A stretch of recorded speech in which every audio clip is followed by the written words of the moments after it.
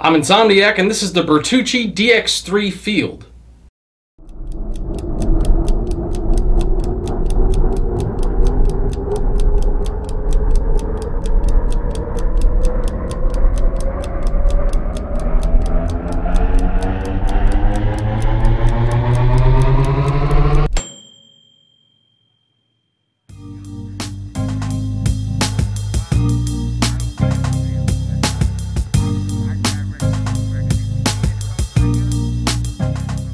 First of all, I want to give a big shout out to Anthony for sending this in. He's actually sent in a few of the watches that I've already reviewed on this channel, and he actually sent in 5 other watches that are coming up for review very soon on this channel, so make sure you stay tuned for that. If you have watches you want to send in to be reviewed here on Should I Time This, email me at shoulditimethis@gmail.com. I'll tell you where to send them. They will be reviewed, insured, and sent back. Also, if you're a watch lover, please make sure that you hit the subscribe button and the notification bell so you know when new reviews are coming out. And also, I have been doing watch giveaways now. I say that like there's been more than, oh no, there has been more than one. Anyway, I'm giving away the Timex GMT, the Waterbury GMT that you saw me review very recently, so make sure you see that video for details. Okay, let's get into the watch. First thing to note here is that the case material is polycarbonate.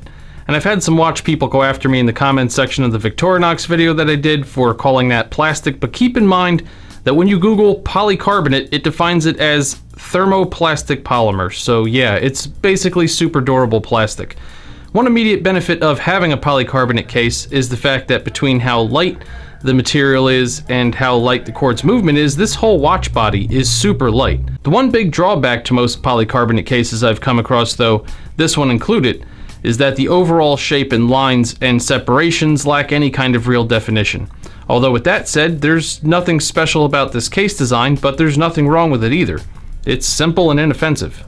The case back on this piece appears to be stainless steel, and it's a snap-on piece with an overload of information about the watch. It's basically a small billboard advertising everything and anything you'd want to know about the watch, and then some, which I find moderately amusing because it comes on a NATO style strap which covers the case back at all times, but whatever they want to do. The crown on this watch is actually a perfect size and shape for this case. It has a decent grip to it, and as you can see, it's a different color from the rest of the case, but it's a small bit of contrast against the black, and I think it actually looks pretty cool. It also has a brand logo shape embossed into it, which, side note here, once you see what this watch costs, you're going to understand why I always complain when I see watch brands that leave their crowns plain. Clearly it's doable at any price point. Like I said in the beginning of this section, there's nothing necessarily special here, but it looks alright and does the job aesthetically. The dial on this watch ticks all of the right boxes for being a proper field watch dial. It's a basic black backdrop with high contrast everything over that. Starting at the outermost edge, you have a neat minute track printed on the dial with luminescent squares every 5-minute position. Below that you have a clean set of numerals for the hours with a slightly larger set for 12, 3, 6, and 9 to put emphasis on the quarters. Below the main set of hour numerals, you have a smaller set of numerals showing 13 through 24 for military time. Under the 12 o'clock position is the Bertucci branding. The only other printing on the dial is at the bottom, and it's peculiar in terms of both position and information. In terms of position, I'm not sure why there's nothing printed between the 5 and 6 when there's printing between the 4 and 5, 6 and 7, and 7 and 8. But that's just a small aesthetic thing that drives me a little bit nuts and really isn't very important. In terms of information, I understand Swiss superluminous hands and 50 meters for the water resistance, but then there's A1112, which as far as I know is a specification for a kind of steel, which is fine if the dial material is a specific kind of steel. But the confusing part is that the webpage about this piece on the Bertucci site is super detailed, but there's zero mention of A1112 anywhere. If it was important enough to print on the dial, why is there no mention of what it's a notation for on the site?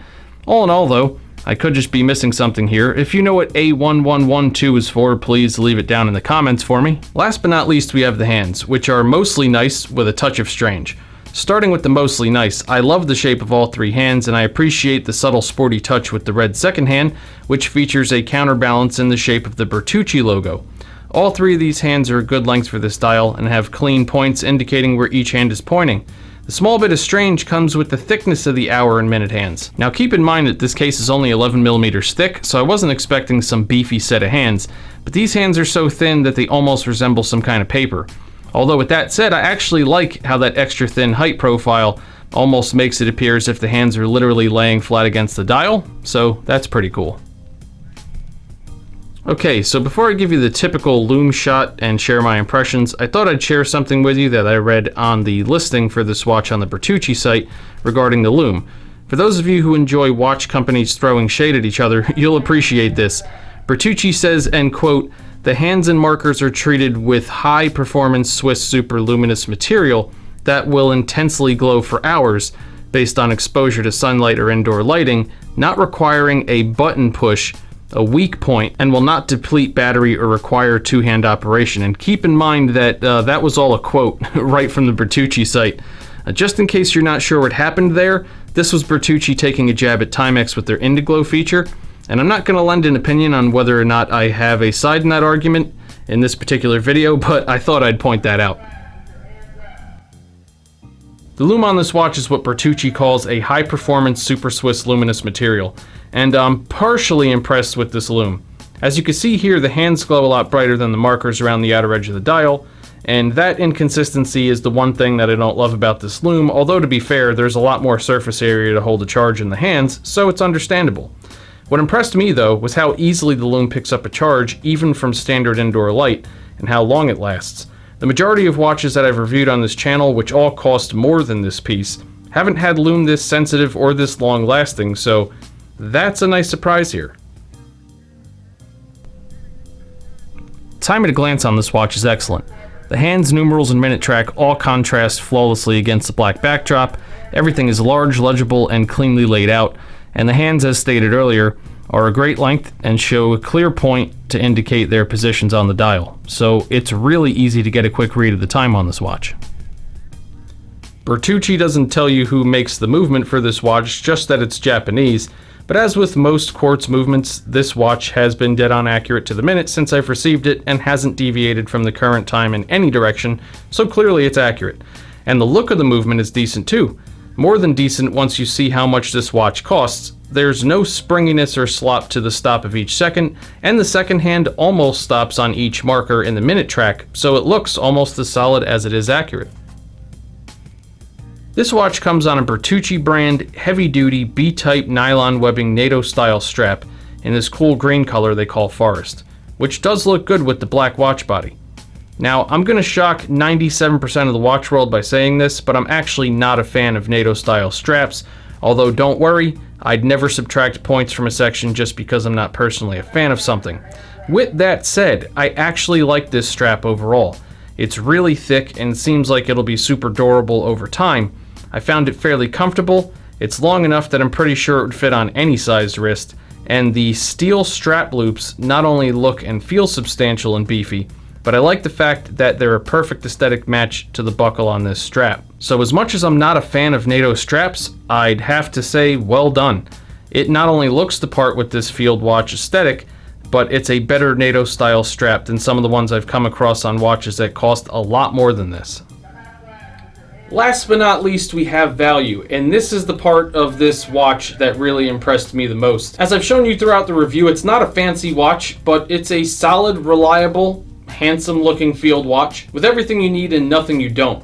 As of the time of this review, this watch on this NATO strap, brand new from the Bertucci website, is $65. And here's a point I'd like to make. A while back, I reviewed a watch that I referred to earlier in this review, which was that Victorinox. That was another plastic field style watch, quartz, very similar to this in terms of its construction. But that one came in at just under $100. It was about, I guess, $30 or so more than this one. And I got eaten alive in the comments for saying that that watch really wasn't a great value. Now, Victorinox obviously is a much more known brand, but everything about this watch, from ruggedness to aesthetics to feel to the strap that it comes on, is literally superior to everything on that Victorinox that I reviewed. So that should tell you something. At $65, this is an excellent value. So if you're looking for a cheap field watch, there's honestly nothing, usually I give you the, well, if you like this, if you don't like that. No, if you want a cheap quartz field watch for $65, just buy one. If you have one of these watches, please leave a comment down below, let everybody else know what you think of it, share your experience with it.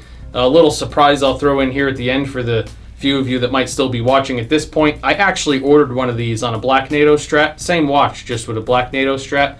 So that's how impressed I was with it. For me, it's a perfect just wear around the house and do whatever I got to do type watch.